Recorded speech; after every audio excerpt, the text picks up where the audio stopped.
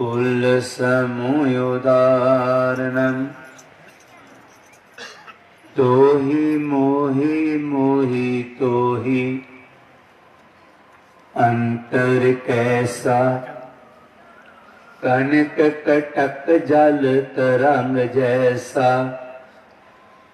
जोंपे हम ना पाप करनता आहे अननता पतत पावन नाम कैसी हुनता तुम जो नाय के आसो अंतर जामी प्रभ ते जन जनी जय जन ते स्वामी शरीर आराधे मोह क्यों विचार देहो रवदास सम दल समझावे को।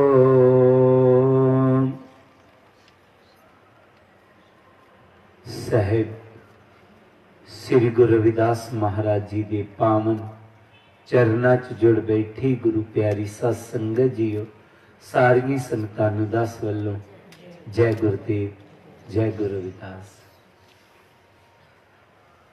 साहिब श्री गुरु रविदास महाराज जी जिन्हां दे 644वें प्रकाश दिवस नूं समर्पित प्रभात फेरियां की शुरुआत जो 12 फरवरी तो हुई लगातार चलदियां रहियां। कल शोभा यात्रा होनी है। मैं सोच ही रहा सी कि हुण ही गले सैट बैठे से इन्हां दे प्रभात फेरियां वो खत्म हो गई ते चलो वधिया वधिया ढंग दे नाल आप सब ने सहयोग दिता। सतगुरु रविदास महाराज जी सारिया संगतां जानदे ने उन्हें बहुत वड्डा परिवर्तन लिया समाज दे विच। जिथे गल कही जाती सी अज भी धारणा लोगों की कि कोई भी इंसान किसी जाति च जन्म लैके ऊंच या नीच बनता है। गुरु जी ने इस गल का खंडन किया। उन्होंने कहा रविदास जन्म के कारणे होत ना कोई नीच नर को नीच कर डार है उससे कर्म की कीच। कोई भी इंसान किसी जाति च जन्म लैन दे नाल ना तां नीच बनदा ते ना ऊंच हुंदा। ये कर्मां दे नाल ही नीच बनदा ते कर्मां नाल ही ऊंच बनदा। एक नवीं सोच दिती लोकां नूं कि कर्मां नाल महान होईदा, जन्म नाल नहीं, जाति नाल नहीं। बेशक साडे भारत अज भी इस परंपरा नूं मन्नण लई कोई तैयार नहीं है, पर गुरु जी ने कहा जाति करके महान नहीं हुंदा, कोई कर्मा करके महान हुंदा। गुरु जी ने यह भी ज्ञान दिता। गुरु जी के जन्म तो पहला जो भी आए कुछ लिखिया मिलिया उन्होंने क्या मैनू मनन वाला यह मंत्र पढ़न वाला स्वर्ग च जाएगा ते मैनू ना मनन वाला नरक नू जाएगा। चा इस तरह दियां कई कहानी हर एक ने अपने लोकां दा भला, हर लोकां ने हर मुल्क च हर देश कोई भी अच्छा आदमी आया उन अपने देश दे अपने समाज दे केवल अपने लोकां दा भला उन्हां दी गहराई च जो जाके देख। सतगुरु रविदास जी ऐसे हुए जिन्हों ने क्या ऐसा चाहूं राज में जहां मिले सबन को अन्न सोट बड़ो सब सम बसै रविदास रहे परसन।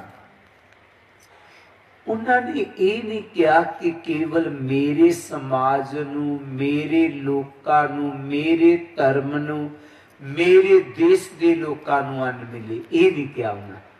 सगों उन्होंने क्या सबन को अन्न, पूरी दुनिया के लोकां नूं पेट भर के खाण लई मिले, पूरे लोकां लई रहन लई सत होवे, पूरे लोकां नूं पहनण लई कपड़ा हो। ऐ गुरु जी ने क्या,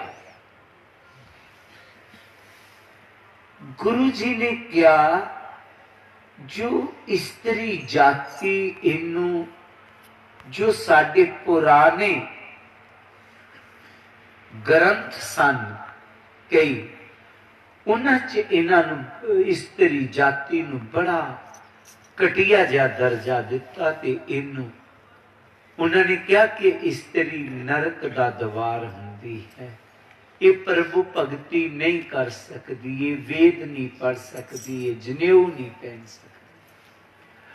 गुरु जी ने सब तो पहला मीरा ते चाला नूं नाम नाल जोड़ के कहता, सह के सार सुहागन जाने, ताजे अभिमान सुख रलियां माने। उन्होंने प्रभु नाल रिश्ता ही आत्मा ते परमात्मा दा जोड़िया,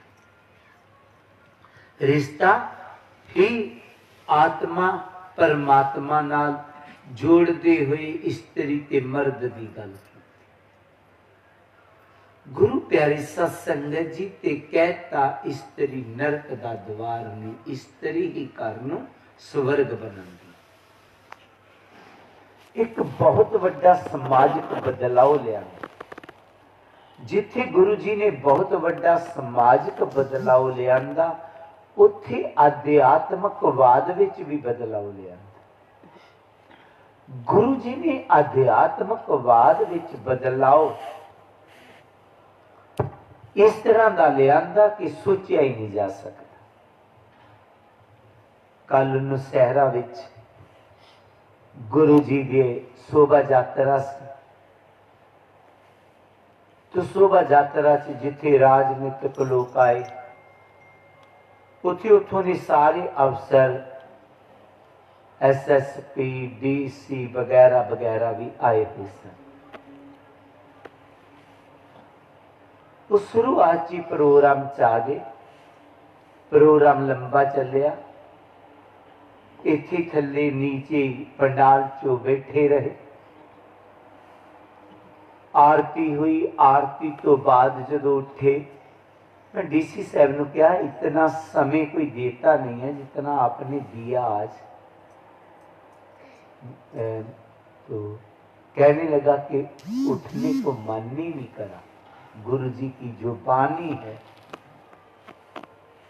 मुझे इतना ज्ञान ही नहीं था कि उनकी बानी क्या है। तो मैंने सोचा कि गुरु जी के बारे और जान लूं, और जान लूं। ये तो सुना था मैंने गुरु रैदास हुए हैं, लेकिन उनकी बानी, उनके उपदेशों के बारे मुझे इतना ज्ञान नहीं था जैसे आज मुझे।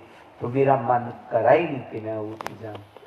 मैंने सोचा जो उठ गया तो कुछ बातें चूक जाएगी जो मैं जान नहीं पाऊंगा गुरु जी के उपदेशों। वाकया उन्होंने उपदेश बहुत ही गहराई गुरु जी ने। गुरु जी ने देखा अध्यात्मकवाद लोगों ने प्रभु के रहन के वख-वख ठिकाने पे। किसी ने लिख दिता कि रब किते सत्तां आसमानां दे ऊपर रहिंदा, किसी ने लिख दिता कि वह धर्म स्थानां च रहिंदा, किसी ने लिख दिता वो कतूर पहाड़ ते रहिंदा, किसी ने कैलाश पर्वत ते लिख, किसी ने कहता वो तीर्थां ते रहिंदा, किसी ने जंगलां च लिख। अज दा मनुख परेशान हो गया, मैं रब नूं लब्भां कित्थे, तीर्थां ते लब्भां जाके मैं उन्नू आकाश दे विच, धर्म स्थानां च लब्भां जाके पहाड़ां च, गुरु जी ने इस मनुख नूं इस व्यू चक्कर चो बाहर कढ़िया ते फरमाया, काबे और कैलाश में जिसको ढूंढन जाए, रविदास प्यारा राम तो बैठिया मन माए। ऐ इंसान जिस परमात्मा नूं तो लभण दे वास्ते काबे और कैलाश पर्वतां ते जा रहा हूं, बाहर किते नहीं आओ, तेरे अंदर है। वास्ते विच गुरु जी ने कहा, एक ही एक अनेक होए बिस्तरे, आन रे आन भरपूर सौ रब एक सी। लेकिन प्रभु दे मन दे विच आया, मैं अपने आप नूं देखां, मैं किस तरह दा लगदा हां, मेरा रूप किस तरह दा है। जिस तरह एक मनुख अपने आप नूं देखण दे लई शीशे दा सहारा लैंदा है, इसी तरह परमात्मा ने अपने आप नूं देखण दे लई मनुख नूं बनाया। उन मनुख दे विच अपने आप नूं देखिया। मनुख ये नहीं कि बंदे ते जनानियां नहीं, मनुष्य जाति असीं सारे ही मनुष्य जाति च हां। एक ही एक अनेक होए बिस्तरियो, अनेकां दे विच अपने आप नूं न देखिया। सारे असी प्रभु दे रूप हां। प्रभु बाहर नहीं, प्रभु साडे अंदर है। तो प्रभु साडे अंदर है, ईश्वर साडे अंदर है। गुरु प्यारी सत संगत जी, ये सच उदों पता लगता सच्चाई का जो एक छोटे जे बच्चे नूं असीं देखदे, वो हर एक वाल वेख के मुस्कुरांदा है, हसदा, किसी नाल नफरत नहीं। ते सारे लोग कहंदे ने ये रब रूप है। पर ज्यों ज्यों वड्डा हुंदा गया उहदे च विकार हुंदे गए, वो प्रभु तो दूर हुंदा गया। इन पंचन मेरे मन जो बिगाड़ियो, पल पल हर जीते अंतर पार। गुरु जी कहते नहीं, ना पंजा विकारा ने मैनू मेरे मालक तो दूर कर दिता। मेरी संगत पोच सोच दिन राती, मेरा कर्म को टलता जन्म को बाती। रब रूप सी लिखने दी संगत पोचा दे नाल हुई। पोच कहते ने नीच नूं। नीच कौन हुंदा है? नीच कोई इंसान नहीं, नीच विकार नहीं। इहदी संगत विकारां दे नाल होई। जदों संगत विकारां दे नाल होई तो कर्म को टलता, इहदे कर्म घटिया हो। संगत घटिया हुई कि कर्म में घटिया होनी शुरू हो। संगत इसने चुगलखोरां दी कीती, ये भी चुगलखोर हो गया। संगत शराबियां दी कीती, ये भी शराबी बन गए। संगत विकारियां दी करनी शुरू कीती, ये भी विकारी हो गई। संगत का असर हो गया, जिस करके जन्म को बाती। ये रब रूप से,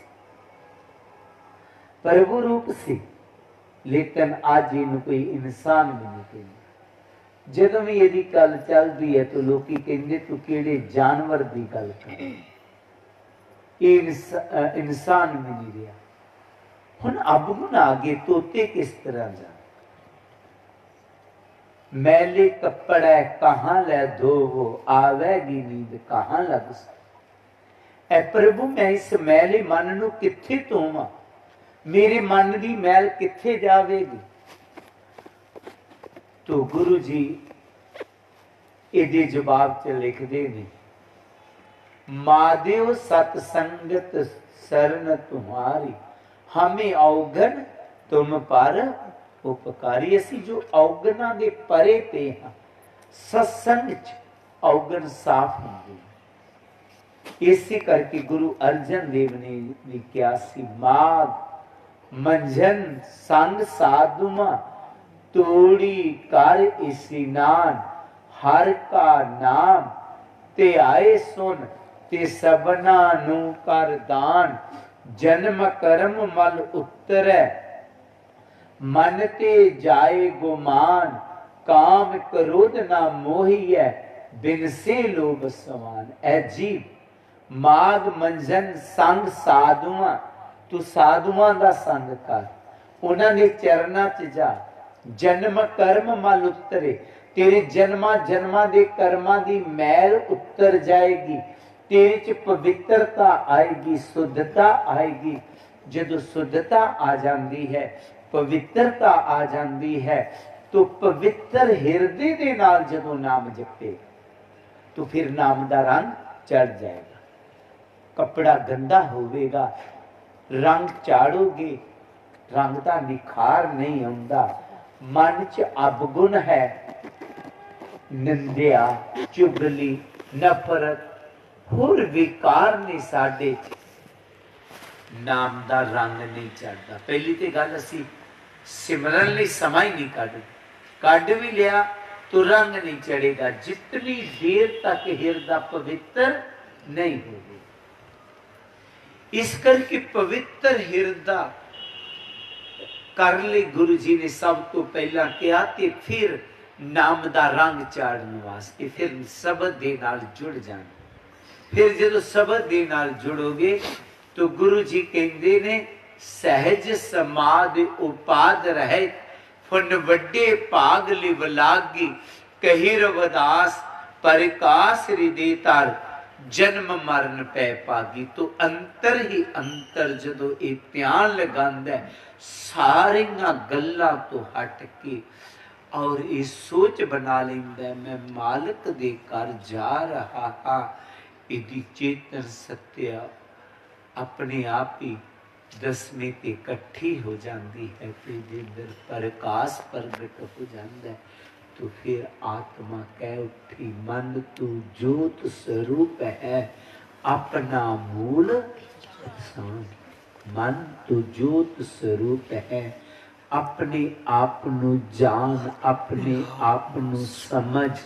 तो जिन्होंने अपने आप नू जान लिया, जिन्होंने अपने आप नू समझ लिया, उन्हां कहंदियां ने तो ही मोही, मोही तो ही अंतर कैसा, कनक कटक जल तरंग जैसा।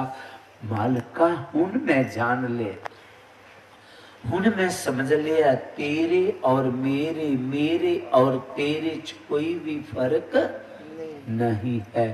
फर्क है तो बस इतना ही है, जितना सोना ते सोने तो बने किसे गहने च फर्क है। गहने दा ना वंग हो जाता है, गहने दा ना टिक्का हो जाता है, वालियां हो जाता है। गहने दा ना नथ हो सकता है, कोका हो सकता है, कठाली च पै के वो सोना ही है। इसी तरह साडे वख वख ना पै गए, वख वख हो गए, लेकिन है असी मालिक दा ही रूप हाँ। जल तरंग जैसा, लहर हवा दा तूफान आया, उन्हें लहर समुंदर च बनाई, लेकिन जदों हवा दा दबा कटिया तो लहर फिर समुंदर च समा गई। इसी तरह ये भी आदमी उस मालिक दे नाम जदों समा जाता है, उदा रूप हो जाता। तो गुरु जी ने इत्थे समझाया कि देखना कि रब किसी धर्म स्थाना च ना समझ लेना, रब तेरे अंदर। असी वेखते हाँ बाहर दे, असी धर्म स्थाना की बड़ी पवित्रता रखते। मैनू एक बार कोई मिलने वास्ते आया, सेवादार ने अंदर आके जो दसिया, मैं क्या उन्होंने अंदर आके उनके अंदर आ जा। तो उन्हें क्या नहीं, बाबा जी ने बाहर के दफ्तर च बैठ के गल कर। आखिर में बाहर आया, मैं क्या अंदर आ जाना। कहता खाधी पीती सी, मंदिर च की आना सी। मैं क्या अच्छा खाधी पीती से हाँ जी। मैं क्या जी आ जाता तो क्या हो जाता। कहते लोग कहते नहीं जाना चाहिए, मंदिर परिष्ट हो जाए।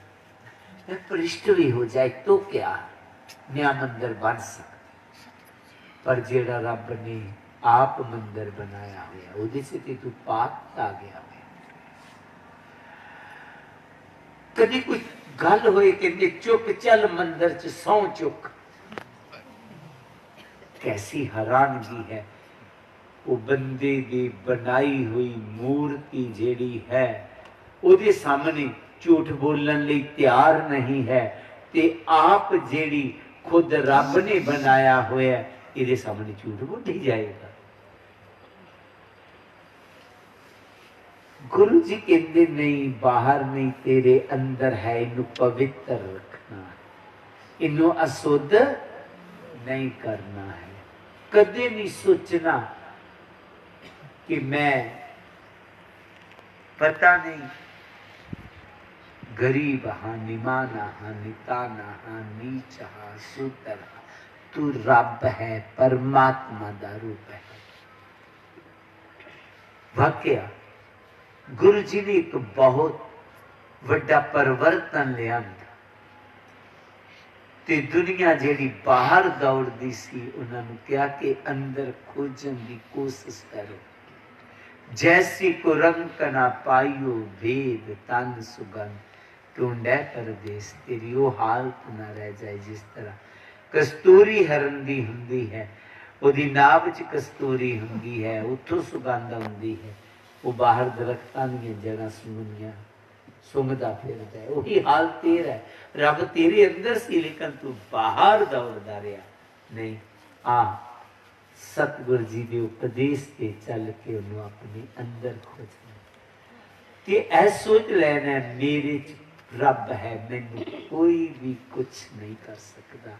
कदे अंधविश्वास च नहीं पैना, तुहाडे तो उच्चा कोई नहीं है। बाहर जाके किते नक नहीं रगड़ते रहना। आम असी देखते हाँ बड़े बड़े अच्छे लोग, बड़े बड़े वधिया, मैनू इतना हैरानगी हुंदी है कि गुरु जी की बाणी नाल जुड़ के बड़े ज्ञानी बन के भी अंधविश्वास चों नहीं निकले। चोरी चोरी ज्योतिषियां दे कोल जाणगे, जो भविख तुहाडा दस सकदे होण ते की वो अपने भविख नूं ना जाण। पिछे की हो गया, ज्योतिषियां ने अखबारां च देता साडी रोजी रोटी चल नहीं चल रही, प्लीज सानू भी पेंसिल लगाई, सानू भी पत्ता दिता जाए। जेडे लोकां दे भविख दस रही सन, अपना भविख कित्थे चला गया उन्हां दा नहीं है। तुहाडे तो वड्डा कोई नहीं है, आप सब तो महान हो, आप ही ऊंचे हो। बाहर पत्थरां ते नक रगड़न दी कोई जरूरत नहीं है, मिजारां ते जान दी जरूरत नहीं है। अपने आप को खोजो, जो भी है। अगर बीमारी है तो किसी को भी हो सकती है, वो तो डॉक्टर ने ही ठीक करनी है। करोना नू किसी पीर वाली जगह ने नहीं कहा कि आओ मेरे कोल मैं तुहाडी करोना ठीक करदा। इसलिए डॉक्टर इलाज है ते अंधविश्वास च नहीं पैना, क्योंकि तुहाडे तो वड्डा दुनिया ते कोई नहीं है। रब तुहाडे अंदर है, बस उन्होंने जानना है ते खोजना है। ये गुरु जी ने कहा सारिया संगतां नूं जय गुरुदेव, जय गुरु रविदास। जिन्हां भी सेवादारां दा समा होवे वो अज शोभा यात्रा की तैयारी होनी है। मैं भी